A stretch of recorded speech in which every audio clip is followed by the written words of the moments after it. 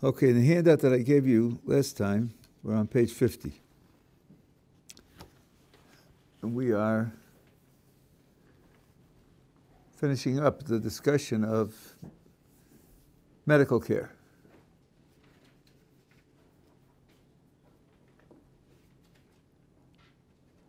So what you really need now is 50 and 51.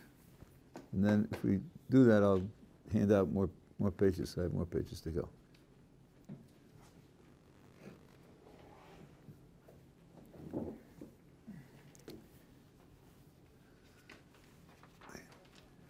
So now we're facing what looked like to be a very stringent contradiction.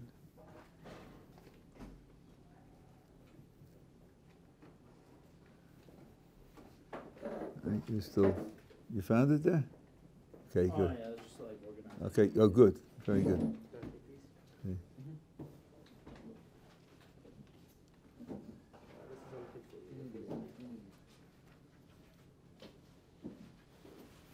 You have? Yeah. Yeah, but does he have? You have? 50 and 51. Okay. I just hung on to mine. Okay. So people are still coming in.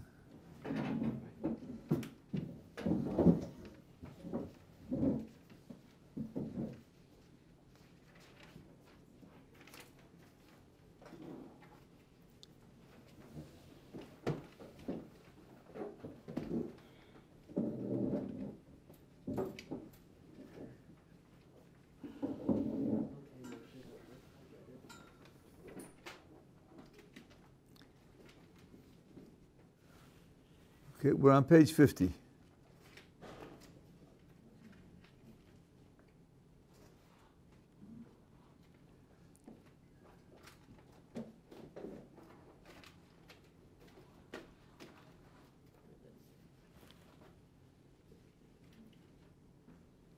Okay, so now we're facing a very stringent contradiction. The Ramban told us that when things are ideal, no one ever used a doctor. You went to the prophet told you what the problem was, you fixed the spiritual problem, and the physical things went away. That was the end of the story. Even when there are no prophets, I'm sorry, let me say it again. When things are ideal, no one will get sick. Because Baruch Hu will run the world with open miracles, the world won't look natural at all, and no one will ever get sick. When they fall from that high state, but prophecy is still around, people will get sick because of their spiritual problems. You go to a prophet, the prophet tells you what the spiritual problem is, you fix that, and the physical symptoms will go away. Then you have the statement in Chazal, people adopted the practice of going to doctors. And the Ramban is quite clear that's second rate. They shouldn't have done that. Without prophecy, what should they have done? They shouldn't have gone to doctors. Even without prophecy, they shouldn't have gone to doctors.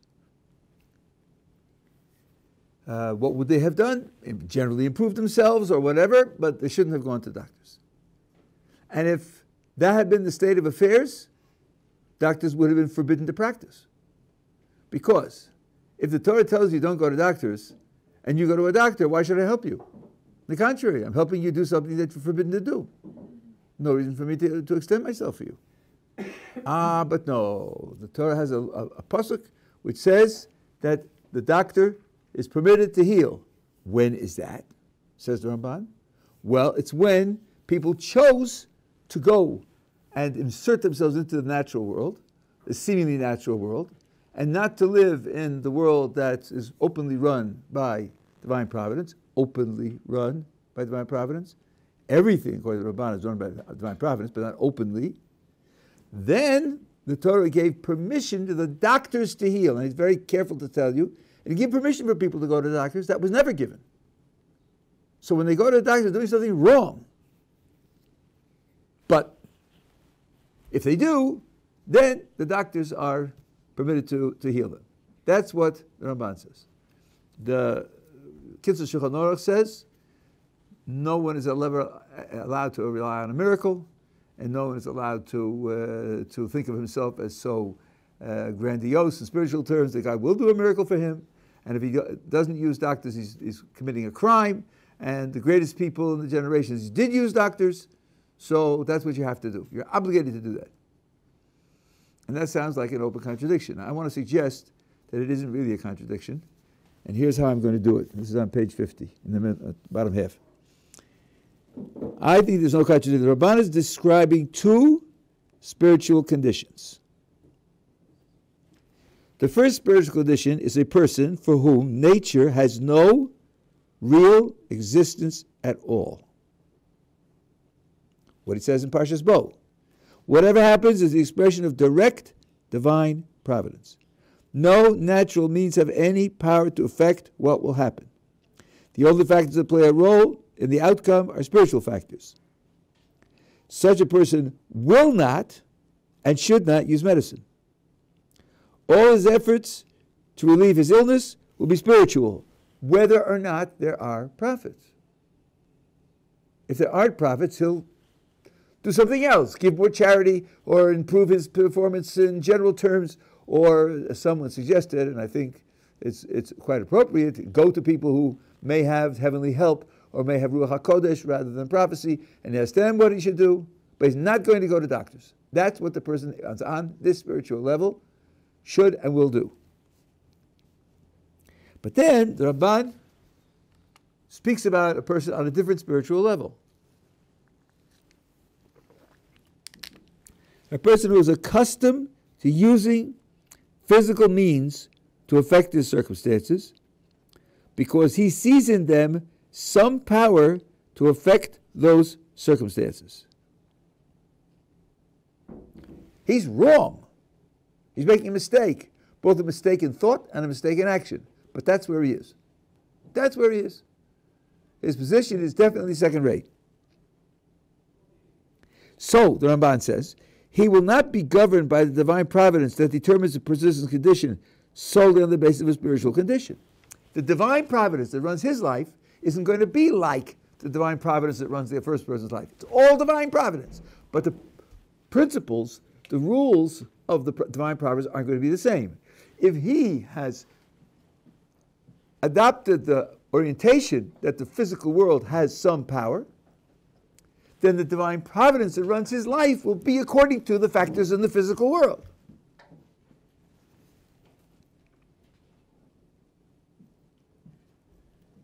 Then divine providence will determine the circumstances in part according to his physical conditions.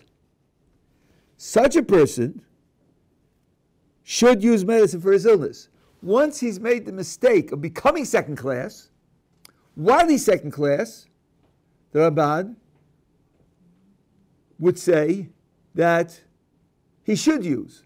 So, the Ramban says, nowhere does the Torah say it's permissible to use doctors, because to be in a position to use doctors, you've got to be second class. You have to be violating the Torah's philosophy, the Torah's whole outlook. No one's going to give you permission to simply ignore the Torah's outlook and volunteer for second class. What happens if a person is second class? What should he do then? Well, the fact that the Torah gave the doctor the permission to heal means that a person who's in that second class position, which he shouldn't have been in, can use doctors. That is, I think, the right way to describe, although I'm putting something which isn't explicitly in the Ramban, but that's the right way to describe it. We asked yesterday, and we were a little uncomfortable with it. Still, in the end of the day, I gave an explanation, but still, in the end of the day, if you're doing something that's wrong, why should I help you do something that's wrong? The answer is, the thing you're doing that's wrong is reducing yourself to this acceptance of some power in the physical world. But now that you're doing that, the question is whether that should cost you your life. And the answer is that under those conditions, if that's where you are, so then you're going to the doctor is something which is second class because of your philosophy. But once you've got the second class philosophy, that's what you do. And the doctor can heal you. Now, the Kitzur Shulchan Aruch is always forbidden. Don't do it. You're failing. You're violating the law of relying on miracles, and you're pretending to be a great righteous person, which you're not. And the great people did it. I'm saying now, let us ask, who is the reader of the Kitzur Shulchan Aruch? Who's reading that book? In particular, does he know which group he belongs to? I mean, you might say for sure I'm in group 2. I'm not that great. I know I do trust the physical world to a certain extent. You could say that. But what about knowing you're in group 1? Is it possible to know this? Well, if he's not among the most pious of the generation, he should deem himself a member of group 2. And even if he's outstandingly pious, he needs to take into account that others like him have used doctors to treat their illnesses. Why would they do that? If you're looking at it through the eyes of the Ramban, you see very great people who use doctors. Where the Ramban says that someone who's on the higher spiritual level would never use a doctor. So what's going on in the mind of these people who are very high people? The answer can be that they themselves not trust their own judgment that they're in group 1. They may be in group 1, but they may not trust their own judgment that they're in group 1. In which case, they're going to behave as members of group 2.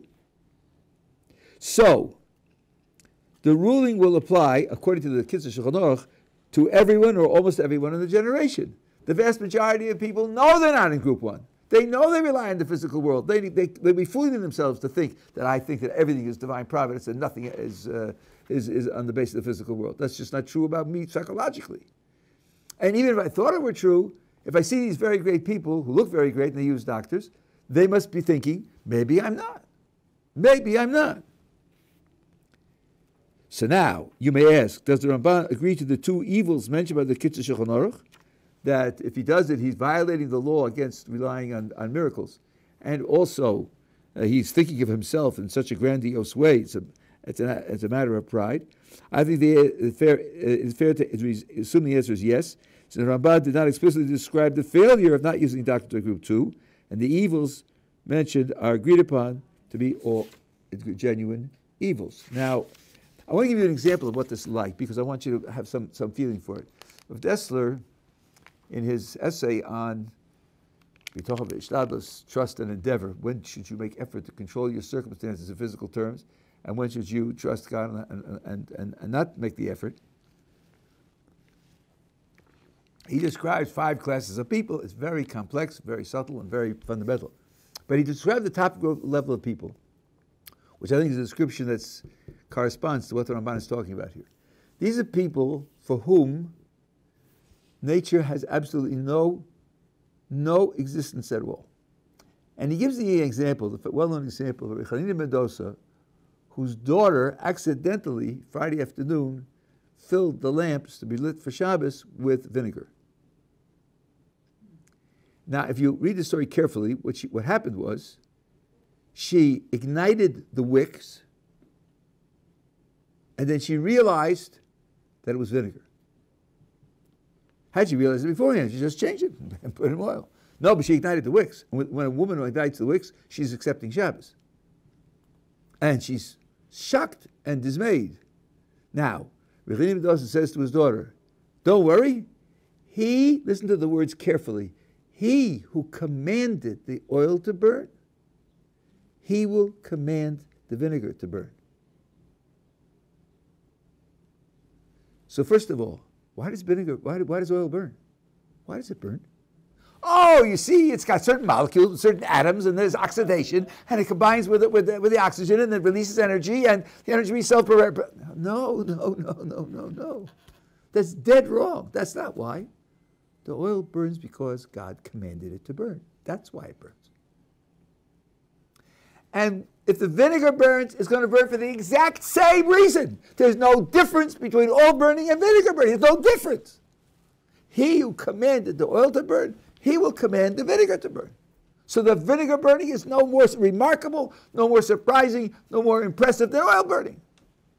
It's just that God always commands the oil to burn, And very rarely compared to vinegar burn. But in the event that's taking place, such a person experiences the world as a divine production continuously, even when what happened now has happened 10,000 times in the past. Makes no difference. He's experiencing God commanding it to happen. The physical world has no purchase for him at all, period. Chazon Ish echoes this in his essay in one of his letters, but also in Mon Bitachon, where he says, what we call nature is the constant, repetitive will of the Creator, and what we call a miracle is a unique, non-constant, non-repetitive will of the Creator. But it's all the will of the Creator. No difference between them. Now that's a very, very high madrega. As Rav Dester says, we're not now talking about philosophy. Philosophy exam. Is there nature? Is there nature? Is there nature? No. The answer is no. Check off no. On to the next question. We're not talking about that. We're not talking about what someone might call sterile, intellectual, philosophical knowledge. We're talking about how you experience the world. He sees God's hand in the burning oil just as much as he sees God's hand in the burning vinegar. We're not like that. If the vinegar burned, we'd be in shock. We'd be dazed. We'd think of telling this to our grandchildren. You know, we're not going to tell the grandchildren that every Friday afternoon the oil burned. Why would we tell them that? That's everybody knows that. But for him, it's all the same. It's all the same. There's another story told about Rav Chanina ben Dosa. There was a road, which is some kind of poisonous creature, which lived in their areas and had dug holes in the ground, and it was threatening people.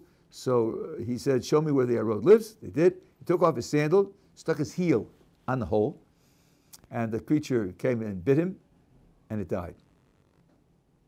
So they picked up him on their shoulders, and they carried him back to the base medrash, and they said, it's not the road that kills, it's sin that kills. Here, Rabbi Chanina ben Dosa put his leg there, and the road died. So Desta says, what does it mean when Chazal say don't rely on miracles? That doesn't apply to everybody. I told you once, general statements always have exceptions, right? Doesn't apply to everybody. Like someone Rabbi Chanina ben Dosa, he can rely on miracles. No problem. Twice. He didn't call on a goy to change the oil for the lamp. He said, well, God will make the vinegar burn. That's the top madrega. That's the top level. So that's a very, very exalted level. The Kitzur Shulchan Aruch is talking to everybody else, which the Ramban understands. We are inserted into the physical world. We trust the physical world. We're not so surprised when the oil burns. We're flabbergasted when the vinegar burns. For us, it will be appropriate to use doctors. That's what I'm suggesting is the way to explain the Ramban. Let me read the conclusion and one footnote, and then we'll discuss it.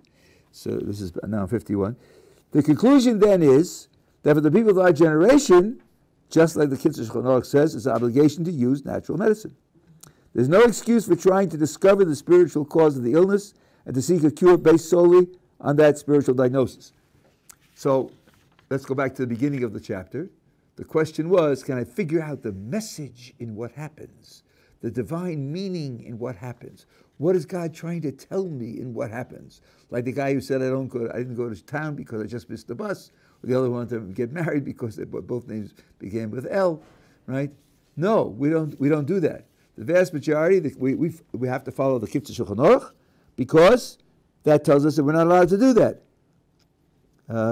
So we have here a central aspect of life in which we are ignorant of the reason for which divine providence caused the event. We have no guidance from the event itself how we should react. There's no message for us in the event directing how we should respond. There's no message for us. There's a meaning, for sure. There's an intention, for sure. It's all divine providence. But there's no message in it for us because we're not capable of reading it. This is what I wrote. And I realized in talking to you last time and thinking about it today, that there's even an extra piece of information here. Let's go back to that ideal period second ideal, in other words, where they had prophecy, and when people got sick, they went to the prophet. Why go to the prophet? Just figure it out and don't bother him. Let him deal with things that are more important. The Ramban says they never did that. Never. Why not? If it is a spiritual problem, and we have rules for figuring out what the spiritual problem is, we have rules for figuring out why God does what he does, then why go to the prophet? The Ramban says they went to the prophet told them, and that's what they did. So I think we have an indirect right to what I called the problem of multiple interpretations. There are too many different possibilities when you're trying to figure out, according to the indications which we're going to talk about, as to how God runs the world. It's going to be difficult. No, I won't answer this. Maybe I shall put this on do not disturb, because he'll probably call again. Just 1 second. So we won't be bothered by this.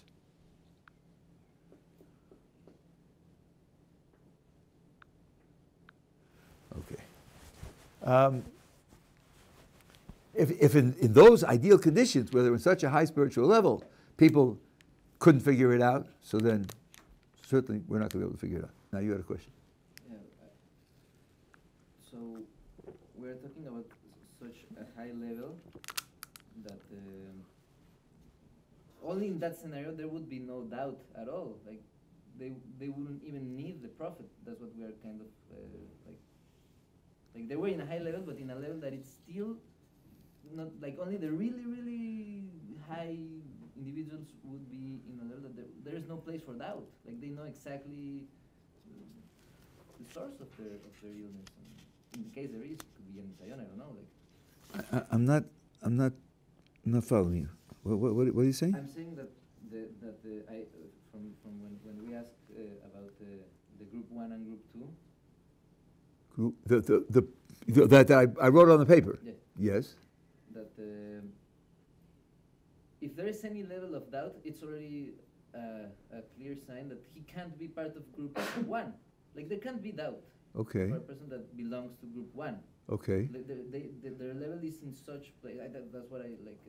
Yeah, but you can have a person without doubt who doesn't belong to group 1. All the people in group 1 have no doubts, but you have other people who have no doubts also and aren't in group 1. People fool themselves. People misunderstand. People draw false conclusions.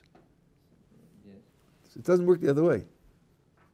So then we have to make the rule that even so that. So I say, the person who thinks, the vast majority of us know we're in group 2. And even a person who thinks he's in group 1, he has to look at other people and say, well, this great yeshiva, this great Hasidic Rebbe, this great Sfari Chacham went to the hospital, went to the doctors, and why did he do that? Well, he obviously doesn't think he's in group 1. Do I think that I'm greater than he is? Not really. So maybe I have to question my thought that I'm group 1. Maybe I'm making a mistake. I think I'm in group 1, but I might be wrong. Right? That's what I think is going on here. Okay, now, other questions? I can't see the hands. No. So now, oh, sorry, yeah. You inspired me to ask a question. We talked about the oil burning, and many people have the idea of oil burning because of a scientific reason. How does that then play into the Torah? Does that scientific reason for oil burning mean nothing? Yes, no, I'll tell you. It's very interesting. Let me just make an analogy to another principle, which I hope I'm not going to go through in great detail. Cause and effect. If God is running the world, and in particular if he's running the world by recreating it moment by moment, which is one way that it is explained, we say every day, twice after Baruch Hu, Machadesh, Tobi, Maisa Brachis, he makes new continuously the work of creation, makes new continuously the work of creation. That might sound like he's creating it moment by moment. Then really, what happens in one moment doesn't affect what happens in the next moment because it's a new creation. What happens in one moment doesn't make something happen in the next moment. Now, people ask, well, if that's the case, then science that studies how things happen and under what conditions they happen, all that science that they think that they're exploring the way the world works is a mistake. It is not really revealing how the world works. That's true. So maybe it's just a waste of time. That's their question. And the answer is no, it's not a waste of time, because God is committed to creating the world so that it looks like that you're discovering how it works. He's committed to us being able to investigate and to draw conclusions and to make our conclusions true because he wants us to have access to predicting the future and taking practical actions to control the future. He wants us to live an active, responsible life. So although the underlying mechanism that makes it happen isn't what we think, but the kinds of conclusions we draw and predictions we make on the basis of that false idea, he's going to make true from his own side because he wants us to make these investigations and wants us to take responsibility for our lives. So then, when you're studying science, what you're studying is the description of the events that will happen, but not for the reasons that you think. Which, by the way, in the history of science, where theories have changed so radically, not so different from what's actually going on in science, right? Because nobody thinks that 6 ounces of arsenic in a cup will kill you, but why and how it kills you, you might have to just change your mind 7 times. So, thank you, Rob. You're welcome. So now we're coming to a discussion of a principle which is extremely widely discussed. Mida keneged mida. Mida keneged mida means roughly, God deals with you according to what you do. The things that happen to you, and as we'll see in the Talmud, it's both reward and punishment. The reward and punishment is appropriate for what you did to deserve it. Now, appropriate is a very vague term, and I'm using it purposely, as you'll see why. But there's got to be some kind of logical connection between what you did and what happened to you. Or, like all general rules, there'll be exceptions. But the vast majority of the time, there will be that. And then the question will be, well, we have this principle, the Talmud verifies it over and over again. Maybe we could use that principle a lot of the time to figure out when something happens to us, why it's happening. Why can't we use that principle to fill in this missing knowledge?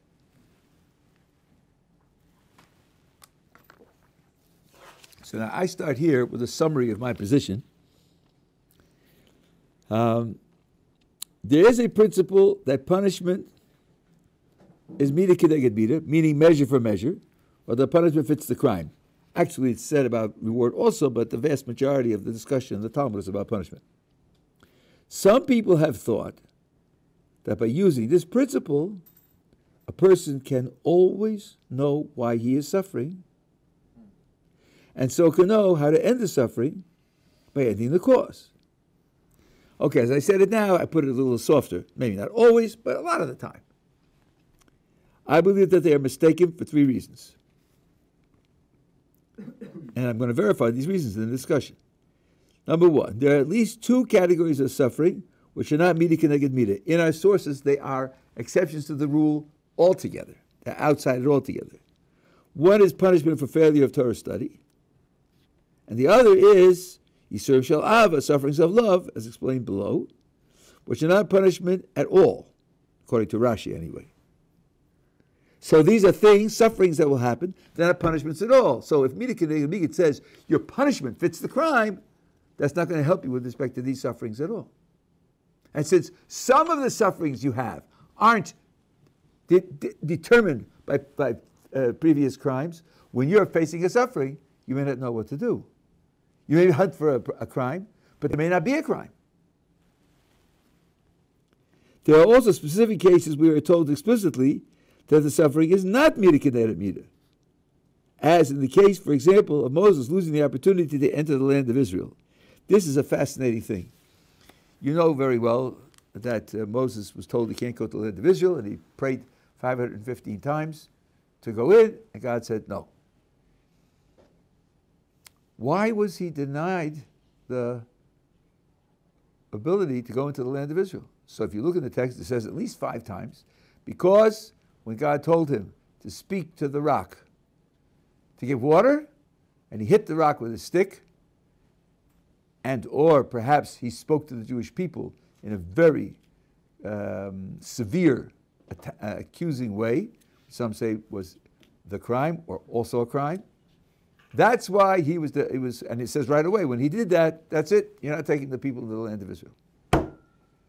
If you ask, what's the mida keneged mida? Let's see. God said, hit the rock, speak to the rock, and he hit the rock. Okay, didn't do what God said. He spoke criticizing the Jewish people when the crime, what they did wasn't nearly as wrong. So he described it, so he exaggerated it, so he created a false impression. Okay, got it. So what's that got to do with going into the land of Israel? How does it fit exactly? Now, could you make something up? Yeah, you could make something up, but at first glance, there's no obvious connection between the two of them. So we have sources that say the following. I have it in Malbim here, the Ramchal says the same thing. The reason why God didn't want Moses in the land of Israel is this. Everything Moses did is permanent.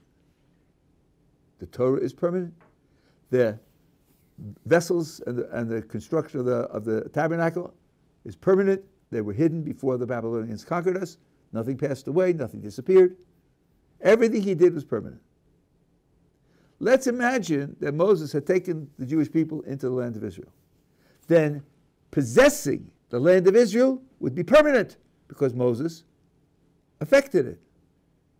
Now, in the future, if the Jewish people fail, and the attribute of strict justice says they've failed, they've forfeited their right to represent you, Creator, in the world. They forfeited their right to be the ones who are representing the Torah in the world. They really forfeited their right to exist. And the Creator, one of whose characteristics is the characteristic of strict justice, takes a look at the situation and says, you're right. That's right. What they've done is so serious, so severe, they've forfeited their right to be in that position. If Moses doesn't take them to the land of Israel, then there's an alternative, and that's exile. Exile is so crippling that it can be the moral equivalent of death. Just like to a certain extent we say that blindness is the moral equivalent of death. The person's not really dead. You can't shoot him. But there's a certain equivalency. Exile, no temple. Most of the commandments are not in force. The miracles that you had in the land of Israel are not operating.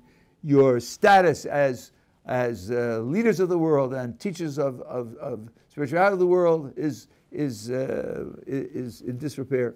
All of that, when you have that, that would be a substitute for death. So when the attribute of strict justice says to God, look at the terrible rebellion that they're performing, and look at what they deserve, God could say, you're right, you're absolutely right, this is what they deserve, and exile is a substitute for actual death. We have a statement in the Talmud, Emius in Loka, you can't ignore the characteristic of strict justice, except on very rare occasions, like, again, so a rule that has exceptions, where you're going to destroy the whole creation. You can't ignore it, but you can temper it to a certain extent. But if Moses had taken them into the land of Israel, since everything that Moses did is permanent, you couldn't use exile. If you couldn't use exile, what would you say to the attribute of justice? Well, they deserve it, but we're not going to do it anyway. Excuse me. You can't play free and I can't. Because Baruch Hu's commitment to the position of justice wouldn't allow that kind of free and cavalier ignoring of the attribute of justice. So listen carefully now.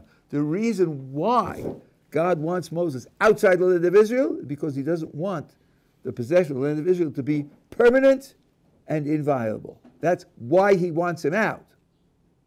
But you can't deprive someone of something unless he's done something wrong. That's also justice.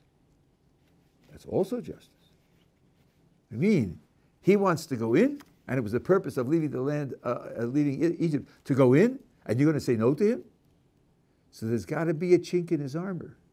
He's got to fail somewhere.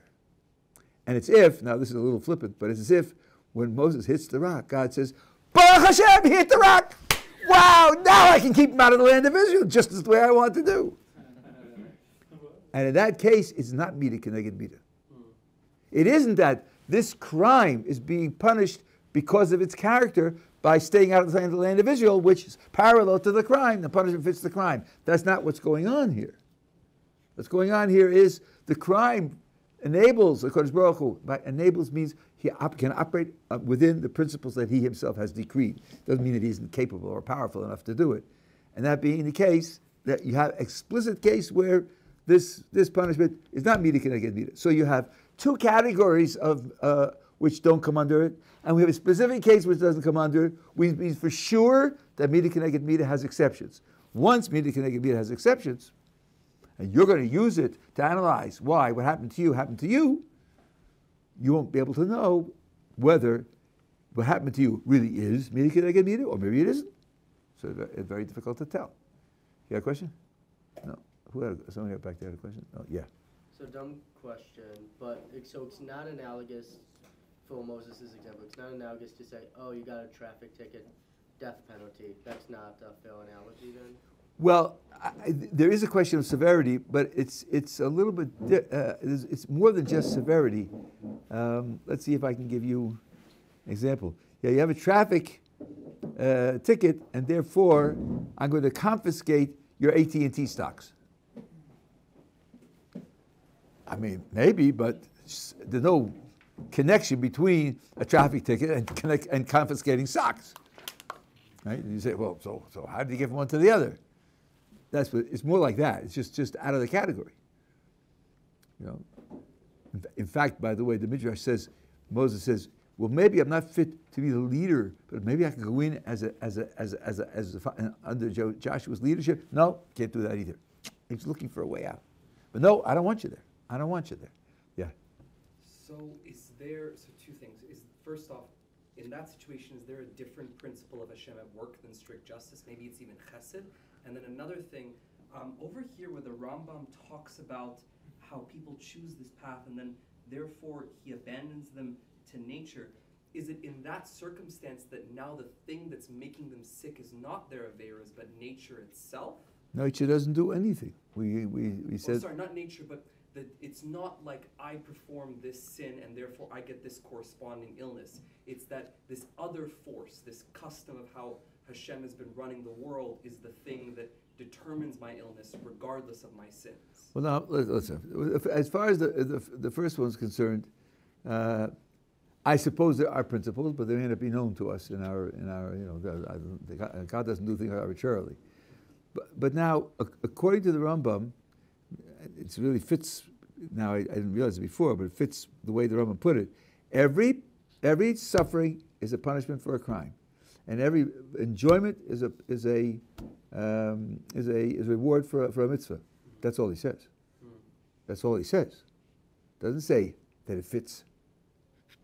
I know he never says mida keneged mida. He doesn't use that, and I think that's. Well, I hope that's part of what I've been talking about, that it's undiscoverable. It's undiscoverable, no point in saying it. Even though it may be true, but you can't use it because you'll never know when it applies. That's what I'm saying, yeah. In keeping with what you were saying about how everything that Moses does is eternal and lasts and can't be taken away, had he accepted when Hashem said that he wanted to wipe out the Jewish people, and Moses pleads with him, and Hashem says, we'll do the plague after the case of the Meraglim in this week's Parsha. Had the Jewish people started over again with Moshe, would that have eliminated Hashem's ability in that sense, where then they go into the land, he leads them into the land, he creates the new people, everything that Moshe does is permanent, therefore the people can't be destroyed? Well, first of all, obviously it didn't happen. No, but I just want you to appreciate the scale of question you're asking. In history, you could divide the study into three dimensions. The first dimension is what happened. There are some discussions and disagreements about what happened. That's one. That's the most. The second is, among the things that happened, what caused what? What affected what? That's also a question about what actually happened in the real world. The third question is, I know that ABC happened, but suppose A hadn't happened. Now I'm not describing the real world at all. I'm describing what philosophers call a virtual world, or a possible world. Suppose A hadn't happened, then what else would have been different about the world, different from the way it really was? Man, that's going very, very far. In particular, you have to know the laws or principles by which the world operates in order to be able to say that. George had a bag of flour in his pantry. His house burned down. But if the house hadn't burned down and he put the sugar in his tea, it would have melted and sweetened his tea. How do I know that? Because I know the laws of how sugar works. Sugar is one thing, history something else. That's a very grandiose thing to take on for yourself in terms of history. I was at a student convention once, and there was a speaker there, a person who presents himself as Orthodox, and he said, we have to be very grateful for the emigration from Europe of European Jews in the 1880s, 90s, 1900s, 1910, the 20s, 30s, because if they had been in Europe, they would have almost all died. And this way, there's a remnant left over, and to restart and reestablish the institutions of Jewish learning and Jewish practice and so on and so on. So you have to be very grateful for that.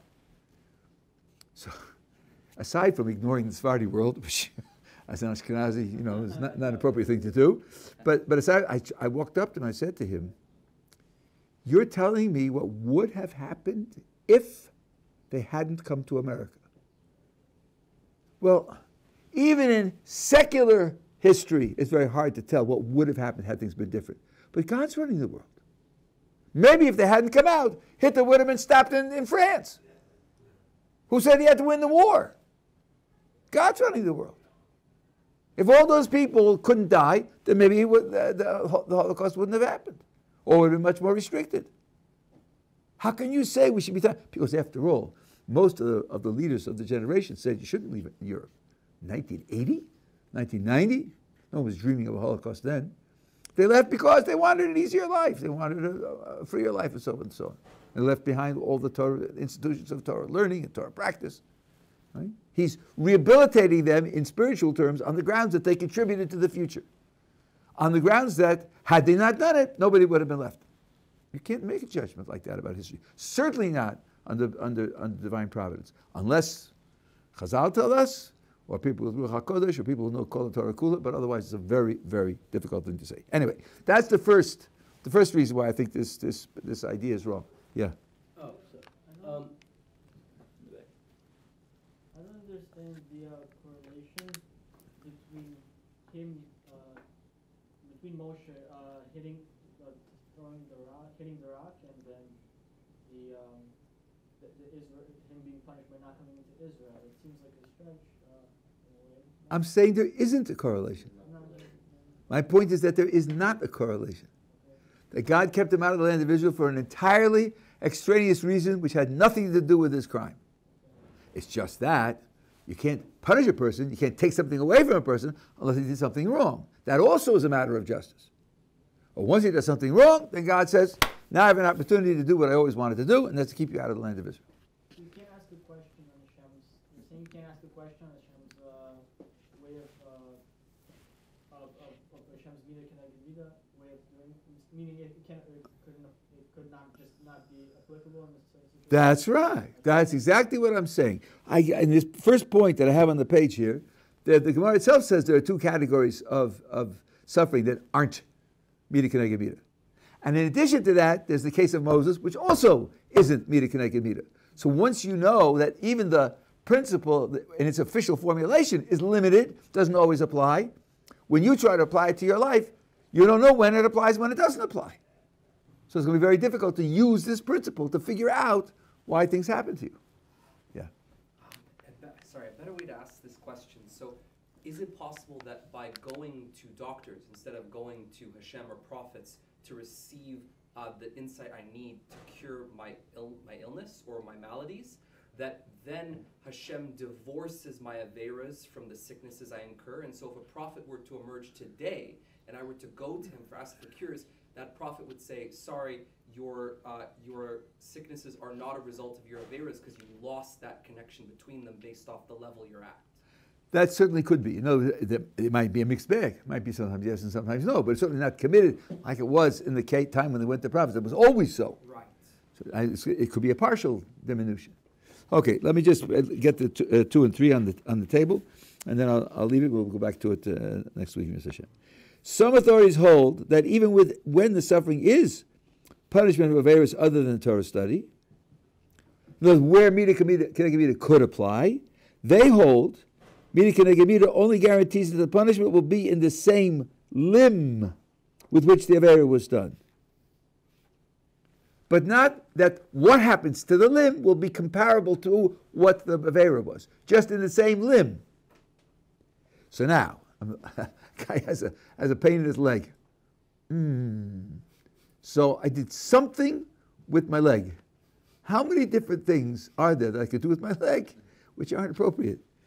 But often there are many Averas that have been done with that limb. Take your tongue, for example. Wow, that's a very potent example. There are lots and lots of things you do with your tongue that could be wrong. In that case, the principle of Mida Keneged Mida does not enable us to know which is the cause of the suffering. It's a principle of multiple interpretations. And sometimes the Mida Keneged Mida applies to the crime, and sometimes it applies to the punishment. In both cases, it may apply to many different aspects of the crime or the punishment. This greatly increases the probability, the possible.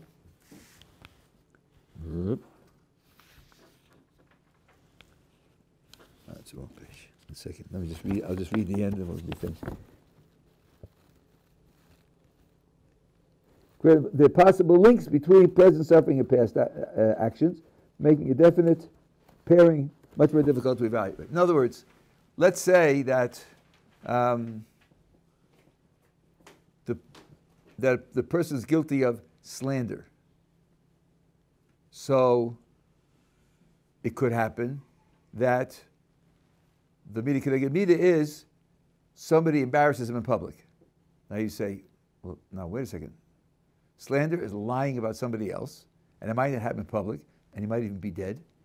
And this isn't being embarrassed in public. Well, it's mouth to mouth, your mouth and his mouth. So you used words to pull him down, so he's using words to pull you down. But slander and embarrassment aren't correlated with one another. So once you know that the crime has many dimensions and the punishment has many dimensions, and it's like a matching game. You have 10 aspects of the crime, 10 aspects of the punishment, and you can match any ones you like. It's going to be very, very difficult to figure out because other things might also have 10 aspects. So I got, let's say, 2 crimes, A through G and P through Z of the aspects. Now I've got the punishment. Well, one aspect of the punishment might match C, and one aspect of the punishment might match S, and there are 2 matches. Because you can take any feature of the punishment and any feature of the crime and match them up. There are going to be many, many possible matchings. If that's the case, it's going to be very, very difficult to use this principle of Mida Keneged Mida to determine what it is that you did wrong. Okay. Now what we're going to do is we'll go through the Gemara that talks about Mida Keneged Mida. We'll see what it says, and then we'll see what the commentators say, and we'll see that I think that this is verified, that you can't practically use Mida Keneged Mida to determine the linkage between what you've done and what happens to you. That's the name of the project. Yeah? We're together? Yeah. Very good. Okay, have a wonderful Shabbos. Thank you very much. My pleasure.